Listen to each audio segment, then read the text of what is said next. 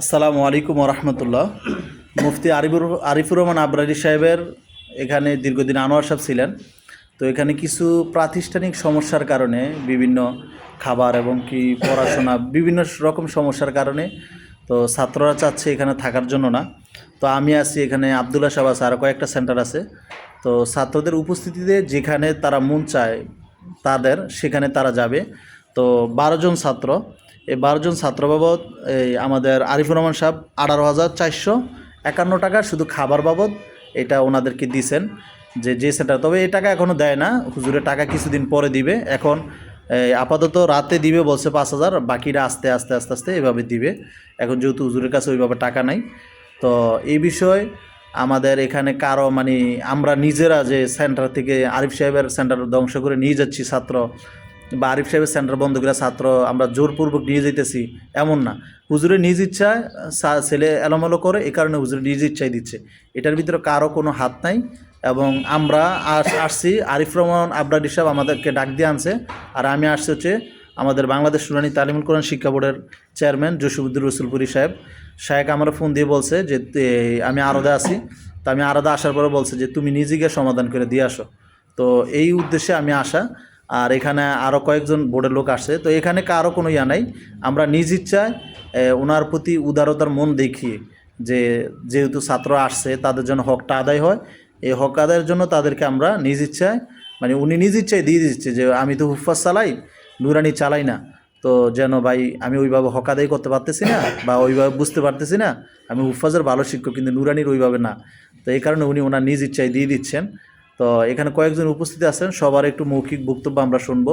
এর ভিতরে প্রথমে আমরা শুনি হাফেজ কারি মাওলানা মুফতি এই এম, আর আবদুল্লাহ বিন জামালপুরি সাহেব, হুজুরের সাথে একটু কথা বলিয়ে দিই।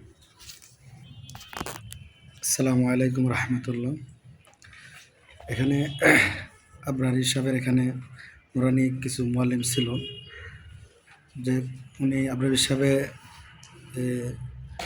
তো হুফাজের প্রশিক্ষক, যে একজন প্রশিক্ষক আসছিল আনোয়ার মাদি সাহেব, উনি এখানে না থাকার কারণে মুআল্লিম সহ সবাই মিলে এখন মৌলানা আহমদ সাহেব, উনি আমার উস্তাদ, ওনার এখানেই যা হইতাছে। আমাদের এখানে মুআল্লিমদের কোনো সমস্যা হয়নি, কিন্তু আবরারি সাহেবে এর হুফাজ সেন্টারের কারণে হুফাজ প্রশিক্ষক, এই জন্য উনি নুরানি চলাইতে পারে না। এই জন্য নুরানি মুআল্লিম যারা আছে তারা মৌলানা আহমদ সাহেবের এখানে পাঠানো হইতেছে। জি, আচ্ছা, আমাদের নাহিদ সাহেব আছে, নাহিদ সাহেব একটু বলেন হালকা করে, সবাই একটু এটা দরকার আছে। আসসালামু আলাইকুম রহমতুল্লাহি বরকাত। এখানে দীর্ঘদিন মৌলানা আনোয়ার সাহেব ছিলেন, মুফতি আরিফুর রহমান আবরারি হাফিজাহুল্লাহর এখানে। এখন কিছু সমস্যার কারণে এখান থেকে সসম্মানে উনি চলে যাচ্ছেন মৌলানা আহমদ সাহেব হাফিজাহুল্লাহ এখানে। এখন সিদ্ধান্ত নেই, এটা বলার দরকার নেই। আচ্ছা, এখন আমাদের এই আনোয়ার মাহাদি সাহেব আছে, হুজুর একটু বলো কিছু শুনুন। আসসালামু আলাইকুম। আমি আবরারি সাহেবের সেন্টারে ছিলাম দীর্ঘ কয়েকদিন। তো প্রতিষ্ঠানের কিছু সমস্যার কারণে আমি এবং আমার মুআল্লিমদেরকে নিয়ে আমি অন্য সেন্টারে যাচ্ছি। তো কোথায় যাব এখনও সিদ্ধান্ত হয় নাই, আমরা পরে সিদ্ধান্ত করবো। হয়তো আবদুল্লাহ সাহেব, না হয় হাম্মদ সাহেব হুজুরের সেন্টারে যাবো ইনশাআল্লাহ। আচ্ছা, আমাদের এখানের যেই বোর্ডের চেয়ারম্যান এবং পরিচালক প্রতিষ্ঠাতা আরিফুর রহমান আবরারি সাহেব আছেন। তো হুজুরের সাথে হুজুর একটু বলো। যা কথা তো বলেই ফেলছেন।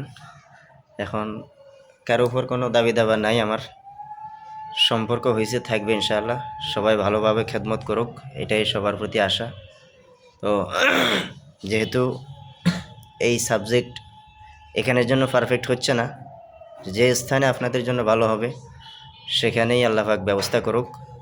এই জন্যই আপাতত আমার এখান থেকে সবাই সসম্মানে সুস্থ শরীরে যাবেন। সবার প্রতি দোয়া থাকবে, আল্লাহ পাক সবাইকে দিনের খাদিম হিসেবে কবুল করুক। আলহামদুলিল্লাহ, এখানে ছাত্ররা উপস্থিত আছেন। তো এর ভিতরে সবাই তো বলা সম্ভব না, হয়তো 2-1 জন একটু কথা বলবে যে ওনারা কী কারণে যাচ্ছেন বা কী কারণে এই সমস্যার আচ্ছা আপনি বলেন, এটা বোর্ডে দরকার আছে বিষয়টা।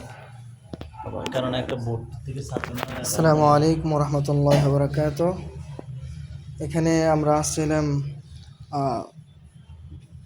ননি প্রশিক্ষণ করতে। এখানে মাদ্রাসা প্রতিষ্ঠানের কিছু সমস্যার কারণে আমরা এখান থেকে স্বেচ্ছায় সবাই একত্রে এখান থেকে চলে যাচ্ছি। এখানে কারো মাধ্যমে বা কারো কারণে যাচ্ছি না, এখানে আমরা প্রতিষ্ঠানে অনেক সমস্যা, এই জন্য আমরা চলে যাচ্ছি এখান থেকে।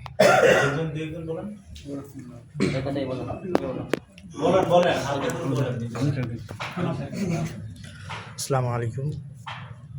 আমরা এখানে মাওলানা আবদুল্লাহ শাফির মাদ্রাসা আসছিলাম নুরানি প্রশিক্ষণে। এখন আমরা এখান থেকে মাদ্রাসার প্রাতিষ্ঠানিক কিছু সমস্যার কারণে আমরা চলে যাচ্ছি সবাই একত্রে, বা এখানে অন্য কোনো কারণ নেই বা অন্য কিছু নেই। আমরা আমাদের নুরানি হুজুরকে সঙ্গে করে নিয়ে যাচ্ছি। কোথায় যাবো ওটা এখনো সিদ্ধান্ত হয়নি, কিন্তু যে কোনো এক জায়গায় যাই ইনশাল্লাহ।